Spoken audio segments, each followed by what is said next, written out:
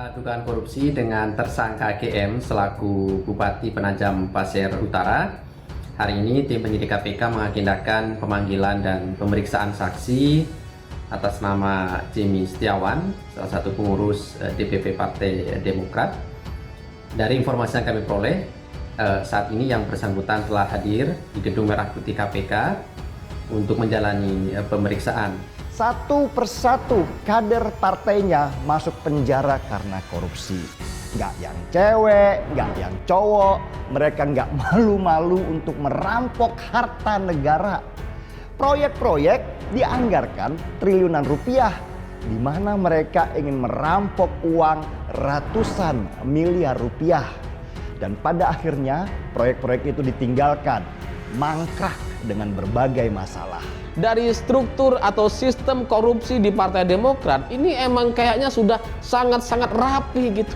Ketika ada kader potensial yang mungkin menyumbang banyak logistik kepada Partai Demokrat, dibelain sama Andi Arief. Ya, jangan-jangan Andi Arief juga terima. Ya, karena sebelumnya juga terima dia dari koruptor gitu ya. Nggak menutup kemungkinan gitu kan. Korupsi, kata ini seperti melekat sebagai sebuah brand di Partai Demokrat. Mungkin hanya di sisi korupsi inilah Partai Demokrat punya prestasi.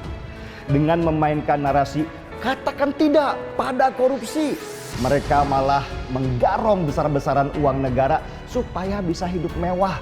Semua dikeruk, semua dimakan, seperti orang rakus yang takut nggak kebagian pangan. Pertanyaan saya kepada Partai Demokrat, apakah jargon katakan tidak pada korupsi itu masih berlaku atau masih menjadi ikon yang memalukan? Tapi wajar aja sih, kader-kader Demokrat selalu melihat yang di atas mereka.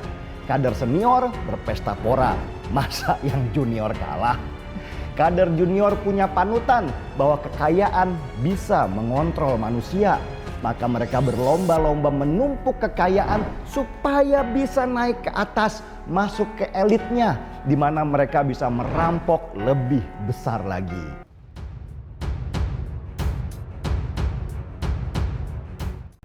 KPK usut keterkaitan Partai Demokrat dalam kasus korupsi di Kaltim. Komisi Pemberantasan Korupsi kembali memeriksa politikus Partai Demokrat, Jimmy Setiawan, dalam kasus dugaan suap kegiatan pekerjaan pengadaan barang dan jasa serta perizinan di Kabupaten Penajam Pasir Utara, Kalimantan Timur tahun 2021 sampai 2022.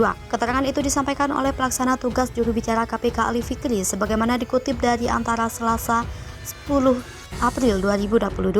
Hadiri pemeriksaan, Jimmy Setiawan menjawab dengan singkat bahwa kehadirannya di KPK dilakukan untuk melengkapi keterangan yang dibutuhkan oleh penyidik. Dalam pemeriksaan pertama, tim penyidik KPK mengonfirmasi Jimmy perihal pertemuan dengan tersangka Abdul Ghafur terkait kegiatan musyawarah daerah mengurus daerah Partai Demokrat Kaltim. Tak hanya itu, tim penyidik KPK juga meminta keterangan Jimmy soal pengetahuannya terkait dugaan aliran sejumlah dana oleh tersangka Abdul Ghafur kepada pihak-pihak tertentu. Untuk kasus ini, KPK tidak hanya menjadwalkan pemeriksaan Jimmy Setiawan, tetapi juga Ketua Badan Pemenangan Pemilu Partai Demokrat Andi Arief hari ini. Senada dengan Jimmy Setiawan, Andi Arief juga diperiksa sebagai saksi untuk tersangka Abdul Ghafur.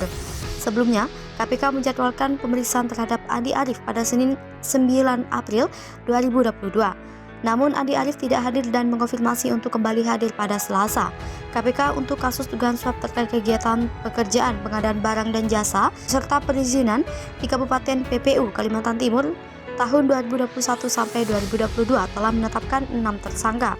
Kelima tersangka selaku penerima suap ialah Abdul Ghafur Masud, PLT Sekretaris Daerah Kabupaten PPU Mulyadi, Kepala Dinas Pekerjaan Umum dan Tata Ruang Kabupaten PPU Edi Hasmoro, Kepala Bidang Dinas Pendidikan Pemuda dan Olahraga Kabupaten PPU Jusman, dan Nur Afifah Balkis dari pihak swasta selaku Bendahara Umum DPC Partai Demokrat Balikpapan. Kemudian satu tersangka selaku pemberi suap adalah Ahmad Zuhdi alias Yudi dari pihak swasta. 7 elit Demokrat ini tersandung kasus korupsi. Komisi Pemberantasan Korupsi menetapkan Menteri Energi di Sumber Daya Mineral Jero Wacik sebagai tersangka kasus dugaan suap di kementeriannya pada Rabu 3 September. KPK menjerat Jero dengan pasal pemerasan Undang-Undang Pemberantasan Tindak Pidana Korupsi.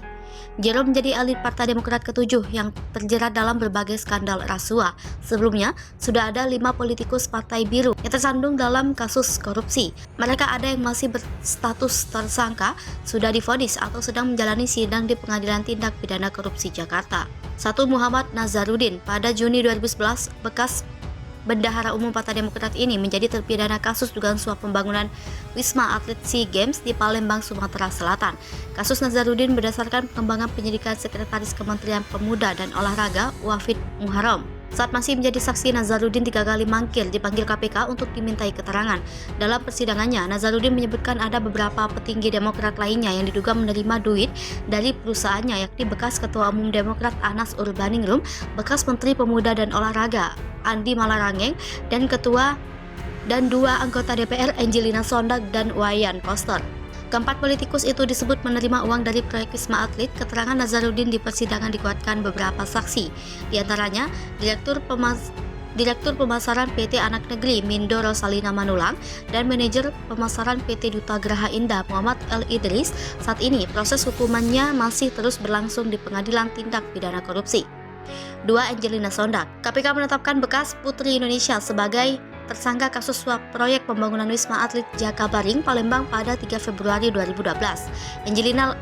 Angelina atau biasa disapa Angie dituduhkan telah menerima uang melalui Mindo Rosalina Manulang, anak buah Muhammad Nazarudin. Suap tersebut terkait dengan pembangunan Wisma Atlet tempat Angie menjadi salah seorang anggota Komisi Olahraga Dewan Perwakilan Rakyat. Lantaran kesalahannya itu, Mahkamah Agung menjatuhkan hukuman 12 tahun penjara terhadap Angie sesuai dengan pasal 12A Undang-Undang Tindak Pidana Korupsi. Dalam putusan kasasi ini, majelis juga menetapkan Angelina Sondag mengembalikan uang suap sebesar 12,58 miliar ditambah 2,350 juta US dollar yang sudah diterima. Jika tidak dibayar, maka akan terus diganti dengan kurungan selama 5 tahun. 3. Siti Hartati Murdayapo. KPK menetapkan anggota Dewan Pembina Demokrat Siti Hartati Murdayapo sebagai tersangka kasus dugaan suap izin hak guna usaha perkebunan kelapa sawit di Buol, Sulawesi Tengah. Presiden Direktur PT Hardaya Inti Plantation dan PT Cipta Cakra Murdaya Hartati diduga menyuap Bupati Buol Amran Batalipu sebesar 3 miliar rupiah pada 8 Agustus 2014. Bupati Amran lebih dulu ditetapkan KPK sebagai tersangka. Ketua KPK Abraham Samad mengatakan pemberian uang 3 miliar rupiah ke Bupati Buol itu terkait hak guna usaha lahan sawit kedua perusahaan milik Hartati itu. Pengadilan Tindak Pidana Korupsi Jakarta memvonis Hartati dengan pidana 2 tahun 8 bulan penjara pada Februari 2013. Pemilik grup Berka itu dinyatakan terbukti menyuap Bupati Buol sebanyak 3 miliar rupiah. Duit itu diberikan agar Amran memberi izin penambahan lahan kelapa sawit milik perusahaan Hartati. Akhir Agustus lalu, Kementerian Hukum dan Hak Asasi Manusia memberi pembebasan bersyarat untuk Hartati. 4. Andi Alfian Malarangeng. Andi menjadi tersangka dalam kasus dugaan korupsi pengadaan Pusat Pelatihan Hambalang Bogor, Jawa Barat. Ia ditahan pada 17 Oktober 2013 setelah hampir sejak Desember 2012 ditetapkan sebagai tersangka. Dalam kasus Hambalang, Andi diduga melakukan penyalahgunaan wewenang secara bersama-sama sehingga mengakibatkan kerugian negara. Menurut perhitungan Badan Pemeriksa Keuangan, nilai kerugian negara dalam proyek tersebut sekitar 463,6 miliar rupiah. Selain Andi, KPK juga menetapkan Anas sebagai tersangka atas dugaan menerima pemberian hadiah terkait proyek Hambalang dan proyek lainnya.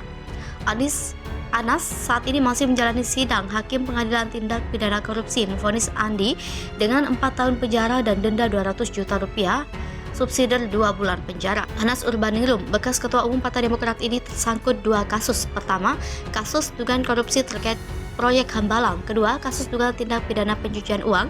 Anas ditetapkan tersangka pertama kali pada Februari 2013 dan ditahan oleh KPK pada 10 Januari 2014. Meski KPK bisa menelusuri aset Anas ketika masih menjabat anggota KPU, tapi menurut Johan bukan berarti Anas melakukan dugaan korupsi ketika di KPU.